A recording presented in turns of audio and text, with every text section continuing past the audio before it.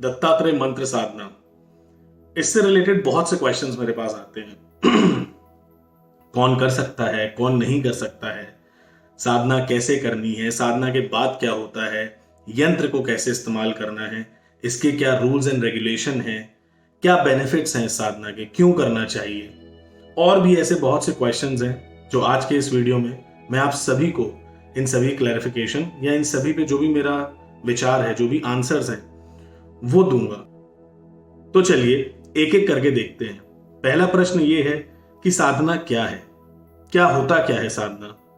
दोस्तों, साधना एक तरीका है ईश्वर से जुड़ने का, गुरु पद से जुड़ने का। हमारे अंदर जो ज्ञान की कमी है या जो गाइडेंस की कमी है, उसको पूरा करने के लिए भगवान दत्तात्रेय को हम अपने गुरु पद पे बैठाते हैं, उनको अपना गुरु स्वीकार करते हैं और उनसे ऊर्जा के माध्यम से एक कनेक्शन सेटअप करते हैं, एक संबंध स्थापित करते हैं। और इस पूरी प्रक्रिया में हम मंत्र का प्रयोग करते हैं, हम एक यंत्र बनाते हैं जिसमें हम भगवान की शक्तियों को, ऊर्जाओं को आवाहन करके उसमें स्थापित करते हैं, ईश्वर को उसमें विराजते हैं। और ऐसे कुछ तरीके होते हैं जिसका साइंस मैंने ऑलरेडी अपने एक वीडियो में बताया हुआ है। इस पूरी पद्धति को, जो कि शास्त्र सम्मत है, जिसका उल्लेख शास्त्रों में है और कई सालों से, पुराने जमाने से हमारे गुरुजन, ऋषि मुनि इन सभी पद्धतियों को फॉलो करते आए हैं, इस पूरी प्रक्रिया को हम साधना कहते हैं। अगला प्रश्न आता है कि इस साधना को कौन करवाता है। दोस्तों, कराने वाले तो गुरु दत्तात्रेय हैं। ये जिस भी स्वरूप में आप उस ईश्वर शक्ति को, सुपर कॉन्शियसनेस को, डिवाइन कॉन्शियसनेस को या गाइडेंस को, जिस भी नाम से आप जानते हैं, कराने वाला तो वो स्वयं है, वही एक शक्ति सब कुछ कराती है। पर हां, अगर नियम कानून बताने की बात हो, मंत्र की एनर्जी को ट्रांसफर करने की बात हो, या जो भी मेरे अनुभव हैं उनके आधार पे आप सभी को इस जर्नी में क्या क्या हो सकता है और जो गाइडेंस है वो मैं करता हूं।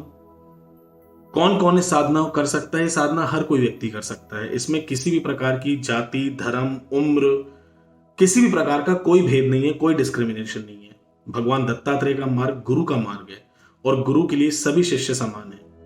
अगर हमारे मन के भाव शुद्ध हैं, अगर हम बाबा की साधना करना चाहते हैं, तो हर कोई व्यक्ति कर सकता है, चाहे वो किसी भी बैकग्राउंड से हो, किसी भी धर्म से हो, उसने साधना की हो, नहीं की हो, मेल है, फीमेल है, या उसकी क्या उम्र है, ये सब कहीं कोई बंधन नहीं है, हर व्यक्ति कर सकता है। तीसरा प्रश्न, इसकी क्या फीस है। दोस्तों, मैं एक ही साधना है, जो बेसिक साधना जो मैं वर्चुअली ऑनलाइन शेयर करता हूं।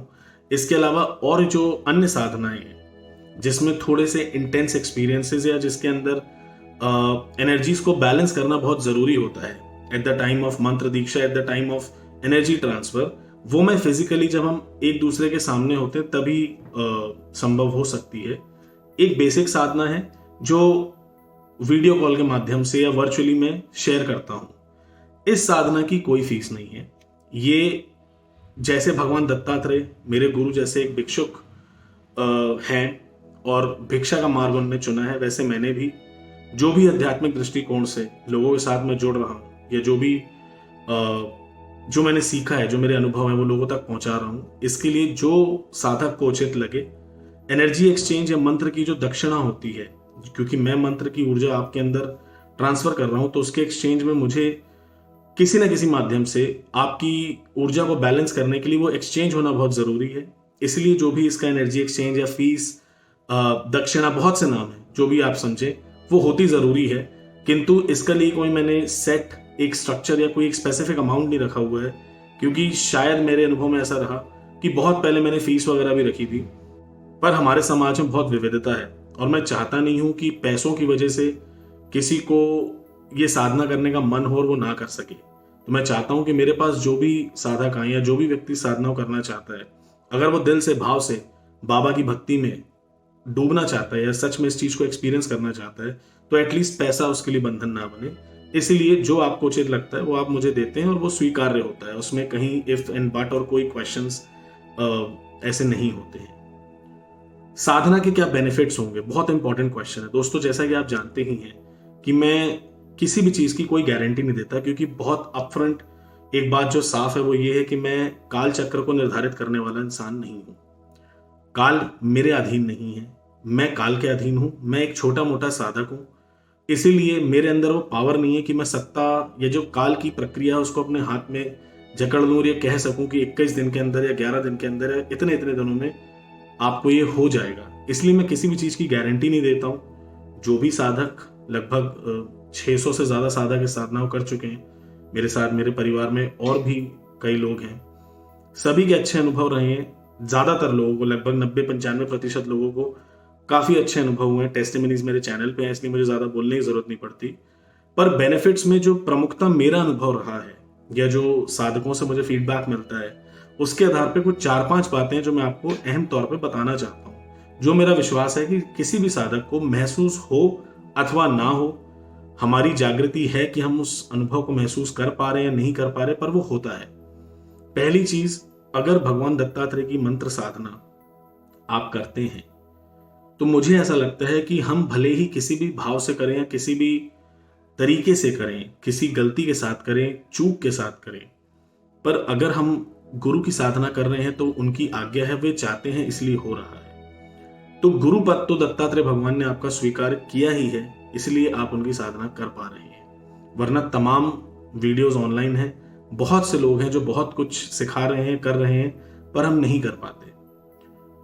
तो सबसे अच्छी बात और सबसे इंपॉर्टेंट भी जो है कि अगर ये साधना आप करते हैं, चाहे आप किसी के थ्रू भी करें, कैसे भी करें, किसी दूसरे इंस्टीट्यूशन से करें, किसी दूसरे गुरु से करें, मैं तो कोई गुरु भी नहीं हूं, पर अगर आप करते हैं तो ये मान लीजिए कि गुरु ने आपको आज्ञा दी है, उन्हीं के इंडिकेशन की वजह से, उन्हीं के मार्गदर्शन की वजह से आपको ये साधना मिल रही है। तो गुरु आपके हैं और वो आपको करा रहे हैं, बहुत बड़ा बेनिफिट है। दूसरा, प्रैक्टिकली देखा जाए तो ये साधना करने के बाद हमारी जो जागृति होती है, यानी हमारी चेतना के स्तर पे जो एक एनर्जी का एक्सपेंशन होता है, जो हमारे को हमारी भौतिक जगत या हमारे फिजिकल सेंसरी जो स्टिमुलाई होते हैं, दिमाग से सोचना, आंख से देखना, नाक से सूंघना, आसपास के अनुभव को महसूस करना, इसके परे की सत्ता का ज्ञान भी कराती है, जिसको हम छठी इंद्रिय कहते हैं, इसको इंट्यूटिव पावर कहते हैं, वो इस साधना से बढ़ जाती है। क्योंकि ये मंत्र जप की साधना है, तो जैसा कि किसी भी मंत्र जप में या साधना में व्यक्ति के मन को शांति मिलती है, एनर्जीज का बैलेंस होता है, वो तो होता ही है। इसके अलावा मंत्र साधना, क्योंकि बेसिक साधना शक्ति की साधना है, इसमें आपका चारों तरफ से कवच भी बन जाता है, और गुरु कृपा होने से आप जब इस साधना को पूरा करते हैं तो किसी भी प्रकार की नकारात्मक ऊर्जा का, यानी नेगेटिविटी का, नेगेटिव एनर्जी का आपके ऑरा में, आपके आसपास, आपके घर में किसी भी प्रकार से कोई भी हस्तक्षेप या हिंड्रेंस नहीं रह जाता, आप प्रोटेक्ट हो जाते हैं। अगेन, जो भी ये बातें हैं ये आप ही सभी लोगों के अनुभव हैं, मेरे भी अनुभव हैं, पर सबके साथ ऐसा होगा ये मैं गारंटी नहीं दे सकता, पर मेरा विश्वास जरूर है कि सबके साथ ये कुछ बातें तो हैं जो होती ही हैं। बाकी क्या बेनिफिट्स हैं, इसके लिए मैं आप सभी से रिक्वेस्ट भी करूंगा और सजेशन भी दूंगा कि अगर आप जानना चाहते हैं तो आप एक बार इंस्टाग्राम पे मेरे जो टेस्टिमोनियल्स, जो साधक लोग जिन्होंने भी साधना की है, उनके क्या अनुभव रहे हैं साधना के दौरान, साधना के पहले या साधना के बाद, जो भी, वो आप पढ़ सकते हैं, आपको उसमें पूरी जानकारी मिल जाएगी। अगला क्वेश्चन, नॉनवेज, अल्कोहल। क्योंकि मैं पहले भी बात कह चुका हूं और जब मैं मंत्र साधना देता हूं तो लोगों को कहता हूं कि आप 11 दिन की साधना में नॉनवेज और अल्कोहल कंज्यूम नहीं करेंगे। तो ये एक बहुत बड़ा क्वेश्चन लोगों के मन में कि हम तो नहीं खाते, लेकिन अगर हमारे परिवार में कोई खाए, मुझे बनाना पड़ता है, तो क्या समस्या है? इस पे थोड़ा सा देख, तो इसलिए इस क्वेश्चन को समझने की कोशिश करते हैं। देखिए, भगवान दत्तात्रेय के दरबार में, उनके शिष्यों में सभी प्रकार के शिष्य हैं। सात्विक, राजसिक, तामसिक, तीनों भाव में, तीनों गुणों में भगवान दत्तात्रेय को पूजा जाता है, और हर प्रकार का साधक भगवान दत्तात्रेय के दरबार में हाजिरी भी देता है, भक्ति भी करता है, और उनको स्वीकृति भी है। हर कोई, हर संसार की सभी शक्तियां भगवान दत्तात्रेय के प्रति अनुकूल हैं, उनके प्रति समर्पण का भाव रखती है और किसी के विरुद्ध नहीं है, क्योंकि ये गुरु तत्व है। तो इनके खिलाफ या इनके लिए कोई भी चीज ऐसी नहीं जो इनको पसंद ना पसंद हो, सब कुछ एक्सेप्टेड है। पर जो ये साधना है, ये सात्विक एनर्जीज की साधना है, ये पॉजिटिविटी या सात्विक तरीकों से की जाने वाली साधना है, इसलिए हम इसमें इंश्योर करते हैं कि जो साधक है वो अपने आसपास, अपने खाने पीने में, अपने विचारों में मन वचन कर्म से सात्विकता बनाए रखे। किसी भी प्रकार से तामसिकता से दूर रखने से इस साधना में फायदा होता है। लेकिन अगर आपके घर में आप ऐसे माहौल में रह रहे हैं कि जहां पे परिवार के अन्य सदस्य इस चीज को नहीं मानते, या आपके इस विचार से, इस धारणा से अगर घर में कहीं कोई अनबन होती है, तो आपको वो सब नहीं करना है। आप सिर्फ अगर इतना कर सकें कि जिस जगह पे आप साधना करते हैं 11 दिन, जहां भी आप यंत्र रखते हैं, कम से कम उस स्थान में, उस कमरे में नॉनवेज और अल्कोहल का कंजम्पशन ना हो। अगर होता है तो आप फिर या तो साधना 11 दिन के लिए किसी ऐसी जगह करें जहां ना हो, और साधना के बाद जो यंत्र है उसको आप स्थापित ना करें। यंत्र का हालांकि क्या करना है उसके अलग अलग प्रयोग हैं, मैं आज के वीडियो के एंड तक आपको वो भी एक्सप्लेन कर दूंगा। पर ऐसा नहीं है कि अगर आप साधक हैं तो आप बना नहीं सकते हैं, उस घर में नहीं रह सकते जहां पे अलग लोग या इस परिवार के अन्य सदस्य इसको कंज्यूम कर रहे हैं। कर सकते हैं, ऐसा कुछ नहीं है। मन चंगा तो कटौती में गंगा, जैसा रविदास जी ने कहा है। मैं उस बात से बिल्कुल अग्री करता हूं और मेरा भी ऐसा ही विचार है। हमारे मन की पवित्रता, हमारी अपनी पवित्रता रहनी चाहिए। समाज में, परिवार में, हर जगह हमारे अलावा आसपास बहुत, हम हर किसी को कंट्रोल नहीं भी कर सकते और जरूरत भी नहीं है। साधना हमारी, अगर गुरु कृपा है, भाव सच्चा है, तो साधना सक्सेसफुल होती है। ईश्वर का प्रसाद हमेशा मिलता है। अगला क्वेश्चन, साधना कितनी लंबी होती है, क्या इसको लाइफ टाइम कर सकते हैं? बिल्कुल। साधना शुरुआती तौर पे 11 दिन की होती है। 11 दिन की साधना कर लेने के बाद ज्यादा एनर्जी का ओवरडोज ना हो जाए, इसलिए लगभग 4 से 5 दिन का हम इसमें गैप रखते हैं। उसके बाद आप दोबारा से साधना 11 दिन के लिए या तो ले सकते हैं, यानी दोबारा से शुरू कर सकते हैं। उसके लिए आपको फिर से कोई सेशन अटेंड करने के लिए या मेरे साथ फिर से कोई डिस्कशन करने की जरूरत भी नहीं होती, आप स्वयं ही उसको कर सकते हैं। या फिर आप वैसे ही सारी उम्र जो मंत्र आपको दिया जाता है उसको नॉर्मली, जैसे हम पूजा में पूजा करते वक्त, या वैसे भी जब हम जैसे नॉर्मली किसी मंत्र का जाप करते हैं, उसी तरह आप इस मंत्र का भी जाप कर सकते हैं। कितना करना है, कैसे करना है, ये व्यक्ति के ऊपर डिपेंड करता है। आप किस उद्देश्य से साधना कर रहे हैं वो आप मुझसे पर्सनली डिस्कस करेंगे तो आपको आंसर दे दिया जाएगा। पर हाँ, आप ये मंत्र लाइफ टाइम जप कर सकते हैं, कोई प्रॉब्लम नहीं है।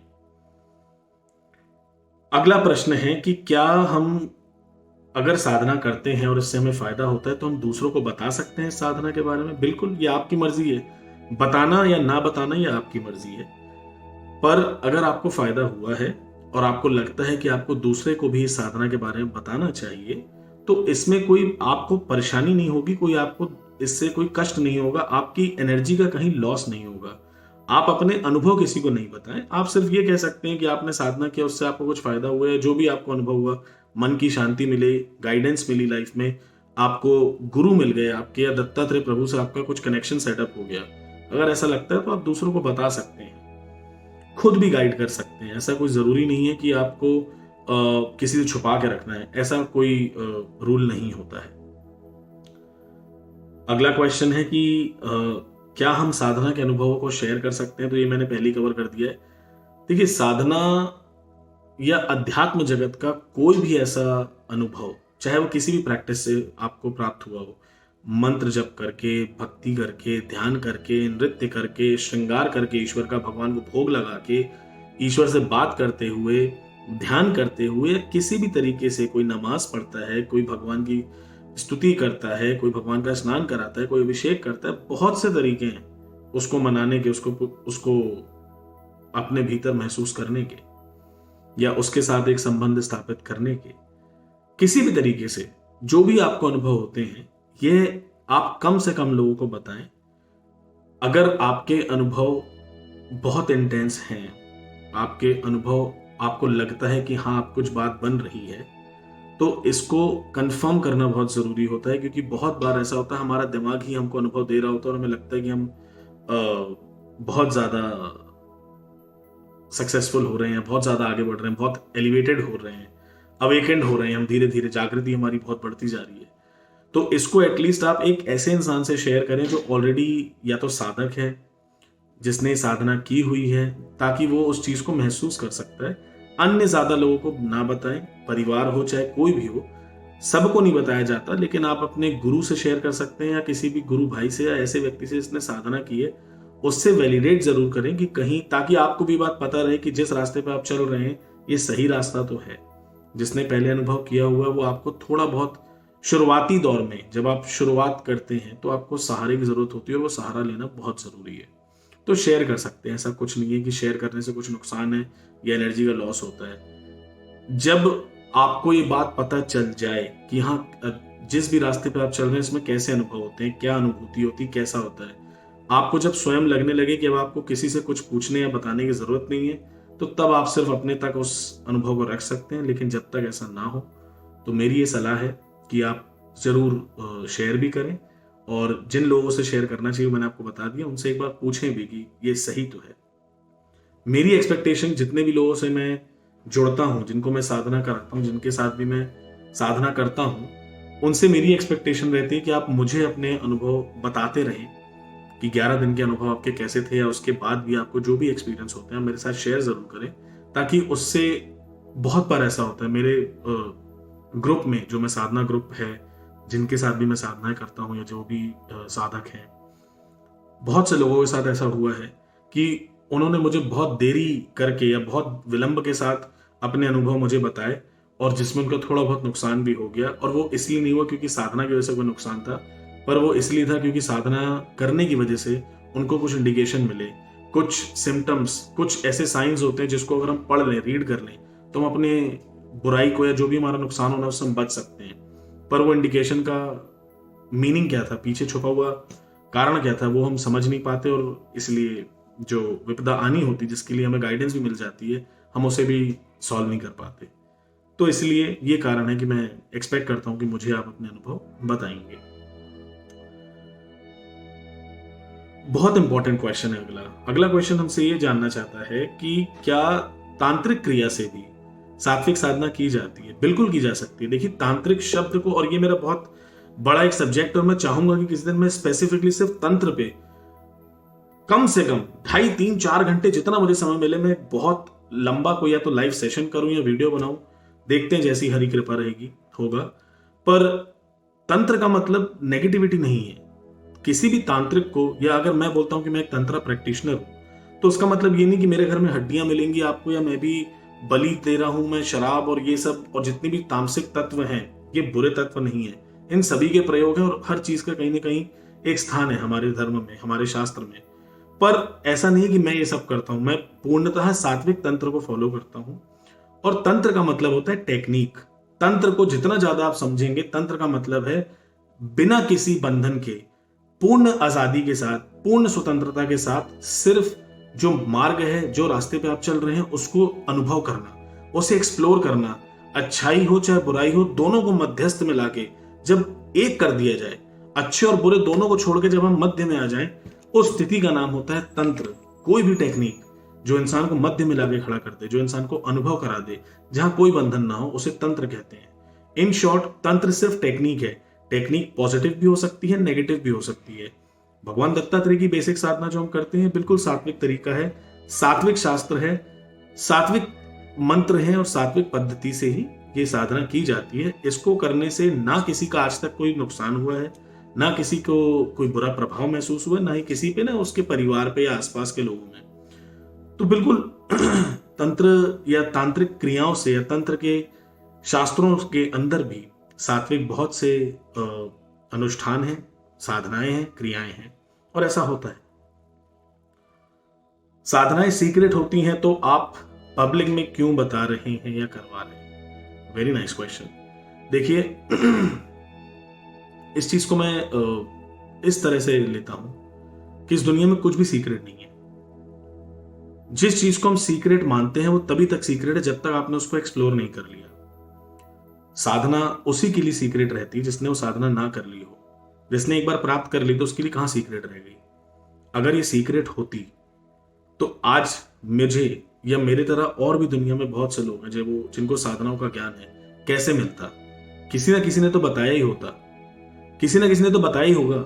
मैंने किताबों से पढ़ा है, शास्त्रों से पढ़ा है, गुरुमुख से सुना है, और मैं तो बहुत एक आम साधक हूं, पर ऐसे बहुत से गुरुजन हैं जो गुरु दीक्षा देते हैं, जो साधना में इंसान का गुरु पद धारण करते हैं, एक शिष्य का। तो वो भी तो ये बात शेयर करते हैं तो ये कुछ ऐसा सीक्रेट नहीं है। हाँ, इसको पब्लिक फोरम पे नहीं कर देना चाहिए, इसलिए मैंने किसी भी साधना को यूट्यूब के माध्यम से नहीं दिया, ना ही मैं साधना का कोई भी मंत्र अपने यूट्यूब चैनल पे नहीं देता हूं। और जो लोग भी रीच आउट करते हैं मुझे, जो साधना के लिए, बहुत बार ऐसा होता है कि लोग रजिस्टर भी कर लेते हैं और फिर मुझे उन्हें मना करना पड़ता है, क्योंकि मुझे अगर सही नहीं लगता तो मैं साधना नहीं देता, ना मैं कराता हूं। चाहे, और इसके लिए कोई कारण होना जरूरी नहीं है। ये मैं, जैसा आपको पता भी है कि मैं अवधूत, जैसा कि चैनल का नाम भी है, तो मन मौजी, और मैं अपने विचारों पे, अपनी चेतना पे बहुत ज्यादा भरोसा करता हूँ। मैं अपनी फीलिंग्स पे, अपने इमोशंस और अपने ट्यूशंस पे ही रिलाय करता हूँ। तो मुझे नहीं उचित लगता तो मैं नहीं देता। और ऐसा करने के पीछे एक कारण ये भी है कि साधना तो वही कर सकता है जिसको गुरु आज्ञा हो। अगर दत्त नहीं चाहेंगे तो साधना आप कैसे करेंगे? तो अगर कोई साधना कर रहा है, मेरे से जोड़ के कर रहा है या कैसे भी कर रहा है, तो वो दत्त की कृपा है इसलिए कर रहा है। अगर वरना तो करने को लोग बहुत कुछ कर लेते हैं, और सिर्फ करना ही उद्देश्य नहीं है, वो फलीभूत होना जरूरी है, वो सफल होना जरूरी है। अगर वो कनेक्शन ही सेटअप नहीं हो रहा तो साधना करके भी फिर कोई फायदा नहीं है। तो हाँ, ये है कि छोटा सा एक स्क्रीनिंग या एक प्रकार से बातचीत करके ही मैं साधना देता हूं, कोई पब्लिक प्लेटफॉर्म पे नहीं, और कोई ऐसी चीज नहीं जिसको छुपाया जाए। इनफैक्ट मैं चाहता हूं, भगवान दत्तात्रेय के बारे में बहुत ही कम नॉलेज है आज के समाज में, गृहस्थ लोगों के लिए। दत्तात्रेय को हमेशा से सन्यासियों ने ज्यादा पकड़ा, और इसलिए लोगों को ये लगता है कि दत्तात्रेय एक सन्यासी ही हैं, ब्रह्मचारी ही हैं। उनके बहुत से स्वरूप हैं, और मैं चाहता हूं कि ये बात समाज के हर उस इंसान तक पहुंचे जो इस चीज को जानने में इंटरेस्टेड है। इसीलिए इसी उद्देश्य के साथ आप सभी के बीच में इन वीडियोस के माध्यम से इस साधना के बारे में ये सब डिस्कशंस होते हैं, सब बातें होती हैं, और बहुत अच्छा महसूस कर रहा हूं मैं। बहुत ही खुशी होती है जितनी बार भी मैं सेशंस करता हूं या साधना के बारे में किसी से बातचीत होती है, तो मुझे बहुत खुशी मिलती है, क्योंकि ये बचपन से ही मैं करना चाहता था और अब मैं कर रहा हूं। तो it's like your dream, when your dream comes true, तो it's like I am living my dream. अच्छा लगता था, बचपन से ऐसा सोचा था, तो अब हो रहा है तो अच्छा लगता है। तो मुझे उसमें कोई बुराई दिखती नहीं है कि पब्लिक प्लेटफॉर्म पे दे सकते या नहीं दे सकते। सीक्रेसी हमारे लिए है, उसका ध्यान मैं खुद रख लेता हूँ। तो ऐसा कुछ नहीं कि सभी साधनाएं कोई सीक्रेट है। और हाँ, जो मुझसे जुड़ा नहीं है उसको इस साधना के बारे में वैसे भी कुछ समझ नहीं आएगा। जिसको समझना है उसको अपना समय भी देना पड़ेगा, मेरी बातें भी समझनी पड़ेंगी। तो फिर अगर इतना समय और इतने भाव के साथ और इतनी शिद्दत के साथ कोई जुड़ा है, तो उसको बताने में मैं अपने बुद्धि को या ज्ञान को या किसी भी चीज को बंधन तो नहीं बनने दूंगा। कोई आया है तो देना मेरा फर्ज है, गुरु की आज्ञा है तो वो मैं कर रहा हूं।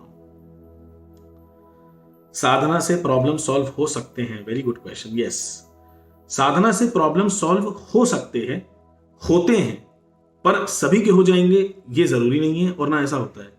मेरे पास 100% रिजल्ट नहीं है। मेरे पास बहुत से लोग आते हैं जिनकी प्रॉब्लम्स होती हैं। कुछ लोगों की बहुत जल्दी सॉल्व हो जाती है, कुछ लोगों की देर सॉल्व होती है, और कुछ लोगों की ऐसी भी हैं जो आज तक सॉल्व नहीं हुई। पर प्रॉब्लम का सोल्यूशन मिलना कभी भी साधना का पर्पस नहीं होता है। और जब मैं साधना भी करता हूं तो ये कह के करता हूं, या जब मैं किसी को बोलता भी हूं तो ये बात मैं स्पष्ट रूप से बताता हूं कि साधना बिना किसी उद्देश्य के करने में ज्यादा मजा है। हम अपने मन के भाव ईश्वर के आगे जरूर रखते हैं, क्योंकि हम प्रार्थना कर रहे हैं, हम साधना कर रहे हैं, हम ईश्वर से उनको बुला रहे हैं, उनका आवाहन कर रहे हैं, उनको स्थान दे रहे हैं। तो अपने मन की बात तो हम बोलेंगे ही। अगर मन में कोई इच्छा है तो मन को मारेंगे नहीं, बोलेंगे जरूर। पर हाँ, ये विचार रख के साधना करना कि ये चीज हो जाएगी, या 11 दिन में साधना कर रहा हूं तो 11 दिन के अंदर तो ऐसा हो ही जाएगा, ये ना इसकी कोई गारंटी है, ना ही ये मैंडेटरी है।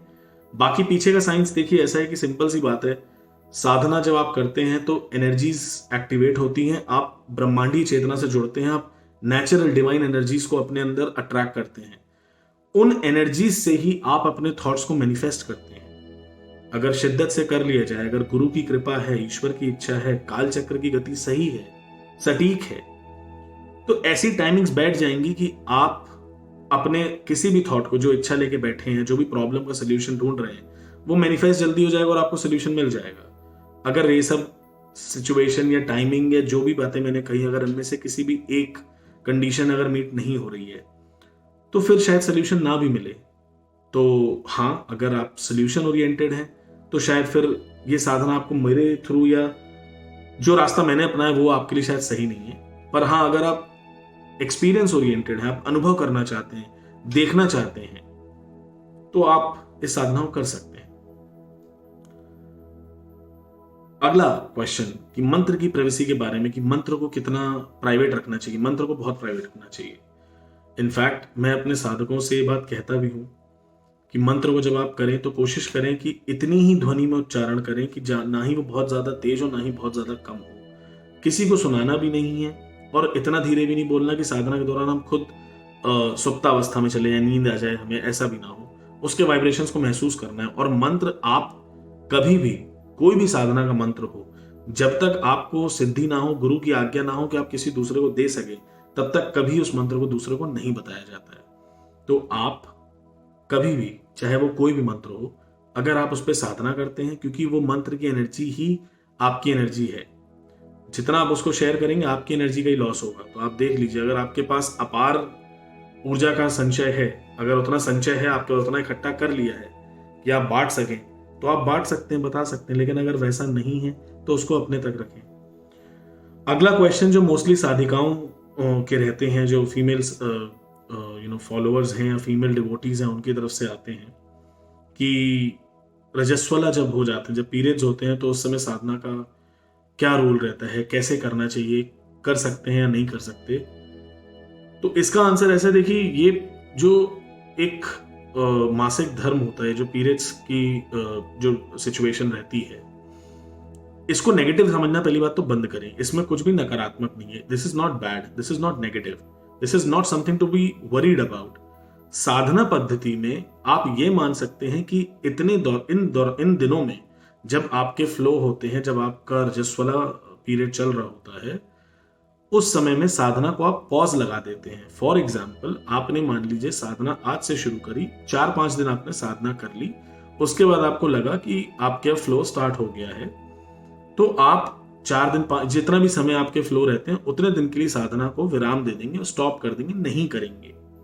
उसके बाद जब आप बैक टू नॉर्मल रूटीन आते हैं, तो आप जब आपका फ्लो बंद होता है, तब आप सात्विक तरीके से नहा धो के स्वच्छता के साथ फिर से जितने दिन साधना में बचे हैं, यानी अगर 11 दिन की साधना है, 4 दिन पहले आप कर चुके हैं, तो बचे हुए 7 दिन आप इसके बाद कर सकते हैं। अगर 5 दिन पहले कर रही है, फिर आपको अगर मान लीजिए पीरियड्स हो जाते हैं, तो आप बचे हुए 6 दिन पीरियड्स के बाद करेंगे। ऐसा नहीं है कि अगर आपने शुरू कर दिया और बीच में आपके फ्लो हो जाते हैं या अगर मासिक धर्म हो जाते हैं, तो आप दोबारा से साधना शुरू करेंगे। ऐसा नियम मैंने नहीं सुना है, और मेरे अनुभव में ये चीज कभी किसी के लिए बाधा भी नहीं बनी है। जो साधक या साधिकाएं हैं वो जानते हैं इस बात को। तो मेरे अनुसार इस चीज को आप ऐसे फॉलो करें। स्पेशली अगर आप दत्तात्रेय मंत्र साधना जो मैं करवाता हूं, अगर उसे करते हैं, अन्य बाकी साधनाओं के लिए आप उनसे पूछ सकते हैं जो साधना करवा रहे हैं, जिनकी उन पे सिद्धि है, जो उस पर गाइडेंस देते हैं। पर जो साधना मेरी है, जिसपे मेरा अनुभव है, जिसपे मैं पक्की तरह बोल सकता हूं, उसके लिए तो मुझे ये आंसर लगता है और ये सही भी है। साधना के बाद क्या करना होता है? साधना के बाद जैसे मैंने बताया कि आपकी 11 दिन की साधना हो जाती है। उसके बाद आपको शुरुआत में जब पहली बार करते हैं तो एटलीस्ट 4-5 दिन, 3-4 दिन इतना तो आपको ब्रेक लेना चाहिए, ताकि जो एनर्जी आपके अंदर आई है उसे आप सेटल होने दें। एनर्जी का ओवरडोज ना हो, वरना फिजिकल बॉडी पे भारी पड़ जाता है कभी कभी। एनर्जी जब सेटल हो जाए, आप दोबारा से उस मंत्र की साधना बार बार कर सकते हैं। 11-11 दिन, 21 दिन, आप चाहें तो संकल्प 21 दिन का ले सकते हैं, या उसके अगली बार आप 1.25 महीने के लिए, 51 दिन के लिए ऐसे कर सकते हैं। अन्यथा उसी मंत्र को लाइफ टाइम आप संकल्प लेके, बिना संकल्प लिए भी नॉर्मल, जैसे हम नॉर्मली मंत्र जाप करते हैं वैसे आप कर सकते हैं, उसमें कहीं कोई प्रॉब्लम नहीं है। यंत्र का देखिए, यंत्र का उद्देश्य क्या है आपकी साधना का, उस पर डिपेंड करता है। अगर आप साधना मान लीजिए कर रहे हैं गुरु कृपा के लिए, या मान लीजिए आप साधना कर रहे हैं दत्तात्रेय भगवान से जुड़ने के लिए, घर की प्रॉस्पेरिटी के लिए, खुशहाली के लिए, आध्यात्मिक उन्नति के लिए, तो यंत्र को आप अपने मंदिर में स्थापित करें, जहां पूजा, आपके घर में पूजा का स्थान है, जहां देवी देवताओं का निवास है, और प्रतिदिन जैसे आप पूजा पाठ करते हैं वैसे उस यंत्र की पूजा करें। अगर मान लीजिए आप अपनी प्रोटेक्शन के लिए साधना कर रहे हैं, आपको लगता है कि कोई नेगेटिव एनर्जी से इंपैक्टेड है, ब्लैक मैजिक है, कुछ नेगेटिव है जो आपको रोक रहा है, किसी ने कुछ कर दिया है, ऐसी बहुत सी चीजें होती है, किसी की नजर लग जाती है, हेल्थ प्रॉब्लम है, तो उसमें आपको साधना में भोजपत्र पे यंत्र बनाना होता है और ये साधना खत्म होने के बाद आपको उसमें एक ताबीज में उसको मड़वा के यंत्र को मोम से उसको फिल करके ऊपर से, जैसे आप जो ताबीज बनाते हैं उनको जाके बताएंगे तो यंत्र आपको रोल करके अंदर बना देंगे, उसे आप गले में धारण कर सकते हैं, अपने धागे के साथ उसको अपने गले में पहन सकते हैं। अगर मान लीजिए कि साधना के बाद आप नहीं रख पा रहे हैं या घर के अंदर नॉनवेज का इशू है या कोई और प्रॉब्लम है, तो यंत्र को आप सिर्फ विसर्जित कर दीजिए, पानी में विसर्जित कर सकते हैं आप यंत्र को, instead of keeping it in your house when you know कि वहां पे अल्कोहल कंजम्पशन भी है या नॉनवेज कंजम्पशन हो रहा है, खा रहा है या कोई पक रहा है, तो ये सब अगर चीजें हैं तो आप उससे अच्छा है कि उसको आप विसर्जित कर दीजिए।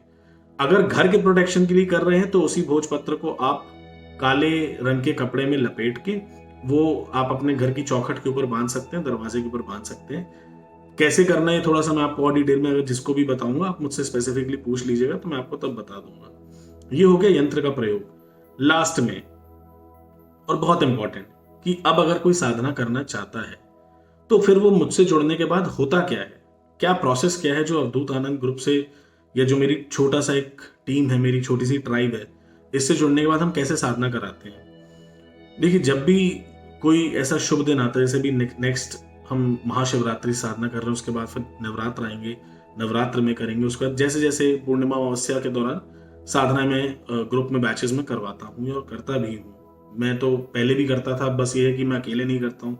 खुशी की बात है कि मेरे साथ और भी साधक होते हैं, तो मुझे अच्छा लगता है कि मैं साथ में मिलके सामूहिक रूप से साधना कर रहा हूँ। तो जब कभी भी ऐसा होता है तो इंस्टाग्राम पे आपको या मेरे व्हाट्सएप पे आपको पोस्ट शेयर हो जाता है। उसके बाद अगर आप रजिस्ट्रेशन करते हैं, रजिस्ट्रेशन के लिए छोटी सी प्रोसेस है जो आपको मैसेज बता दी जाती है, वो करने के बाद आपको व्हाट्सएप ग्रुप पे ऐड कर दिया जाता है और वहां पे हम आपको साधना के लिए जो भी सामान जरूरी है, सामग्री जरूरी है, उसकी एक लिस्ट आपके साथ शेयर कर देते हैं ताकि आप मंगा के रख सकें। इसके बाद साधना जिस भी त्योहार से, पूर्णिमा अमावस्या या जो भी त्योहार या कोई भी दिन, जिस दिन से हम साधना शुरू कर रहे हैं, उस दिन से हम 2-4 दिन पहले एक सेशन रखते हैं, लगभग 2-2.5 घंटे या लगभग मैक्सिमम 3 घंटे का वो सेशन होता है, जिसमें साधना की पूरी साइंस और एक एक बारीकी पे बात की जाती है कि यंत्र क्यों बना रहे हैं, यंत्र के पीछे का साइंस क्या है, मंत्र क्या है, मंत्र उच्चारण कैसे करना है, मंत्र में लगे हुए बीजाक्षरों का मीनिंग क्या है, किस प्रकार उच्चारण करना है, किन बातों का ध्यान रखना है और पूरा क्या साधना के दौरान क्या होगा, जो पूरा पीछे का साइंस है, जो एक्चुअल में सीक्रेट है, जिसको पब्लिकली नहीं शेयर किया जा सकता, उन सभी बातों को आपको सेशन में बताया जाता है। और साथ में एनर्जी का ट्रांसफर है, जिसको मंत्र दीक्षा कही जाती है, कि जो मंत्र की एनर्जी मुझे अपने भीतर महसूस होती है, जिसको मैं अपने चारों ओर महसूस करता हूं, जो साधना के दौरान मुझे मेरे गुरु से प्राप्त हुई है, उसी ऊर्जा का एक अंश मैं एक दूसरे साधक के अंदर ट्रांसफर करने की कोशिश करता हूं। वो एनर्जी का ट्रांसफर भी उसी सेशन में होता है और उसके बाद 2-4 दिन के गैप या जब भी नेक्स्ट डे या जब भी साधना होती है, आप 11 दिन की साधना उस दिन से शुरू कर सकते हैं। साधना के दौरान आपका कवच, जो शरीर का कवच बंधन, जो बहुत जरूरी होता है किसी भी साधना को करने के पहले, उसके लिए बेसिक साधना में वो मैं स्वयं बनाता हूं, उसके लिए आपको परेशान होने की जरूरत नहीं है। और 11 दिन के भीतर भी, यानी अगर आप चाहें तो हर दिन मुझे अपने अनुभव बता सकते हैं, नहीं तो 11 दिन के बाद आप अपने अनुभव मेरे साथ शेयर कर सकते हैं। हर बार तो नहीं, पर हाँ कभी कभी अगर जरूरत लगती है तो उस 11वें दिन पे या उसके 1-2 दिन बाद या पहले एक सेशन में और रख लेता हूँ छोटा, जिसमें साधक अपने अपने अनुभव, ओवरऑल जैसा भी उनको अनुभव हुआ, कुछ हुआ या नहीं हुआ, जो भी था वो मेरे साथ शेयर करते हैं और इस प्रकार हम साधना को खत्म करते हैं। ये कुछ इंपॉर्टेंट क्वेश्चंस थे जो बहुत दिनों से मेरे पास आ रहे थे और मुझे लगा कि इनको आंसर करना जरूरी है। बहुत से ऐसे लोग हैं जो शायद मुझसे बात भी नहीं कर पाते, क्योंकि मेरे पास समय की कमी होने की वजह से मैं सबसे बात भी नहीं कर पाता। तो मुझे लगा कि एक वीडियो बना देना चाहिए। 2 हफ्ते से लगभग मैं एक भी वीडियो बना नहीं पाया हूँ, क्योंकि थोड़ा सा ज़्यादा बिजी चल रहा हूँ। अभी अपने होम टाउन में हूँ, जबलपुर में हूँ, और कुछ घर के कामों की वजह से भी बहुत ज़्यादा बिजी हूँ। तो वाकई तो आज के लिए बहुत इंपॉर्टेंट वीडियो था। सोचा एक बहुत नॉर्मल तरीके से, अभी जहाँ मैं बैठा हूँ ये एक स्टोर रूम जैसा ही है, तो जैसा भी सेटअप हो सका टेम्पररी बेसिस पे, मैंने सोचा कि मैं वीडियो तो आप लोग के साथ शेयर करूं। पर बहुत जल्दी बैक टू नॉर्मल जो वीडियोस हम सिद्धांत पे, अवधूतों पे ये जो भी हम ज्ञान की चर्चा करते थे उन सभी विषयों पे फिर से वीडियो बना के मैं आपके बीच आऊंगा। और साथ ही साथ थोड़े दिनों बाद एक वीडियो आपके साथ मैं और शेयर करूंगा जिसमें मैं अपनी साधना की हिस्ट्री के बारे में आपको बताऊंगा कि ये जो भी मैंने मंत्र साधना सीखी है ये कहां से आई, कैसे आई, क्या क्या मैंने किया, कैसे सीखा, जो आज मतलब लगभग कुछ समय से मैं लोगों को साधनाएं वगैरह करवा रहा हूं, ये कॉन्फिडेंस कैसे आया, इस बारे में भी आप लोगों को बताना चाहूंगा। तो उस वीडियो के लिए इंतजार करें। अगर ये वीडियो अच्छा लगा हो, थोड़ा लंबा भी ज्यादा है, नॉर्मल भी है, इसमें कुछ खास एडिटिंग भी नहीं कर पाऊंगा, पर अगर अच्छा लगा हो, आपके क्वेश्चंस के आंसर मिले हो तो मुझे कमेंट करके जरूर बताइएगा। जल्द मिलेंगे अगले वीडियो में, तब तक के लिए धन्यवाद।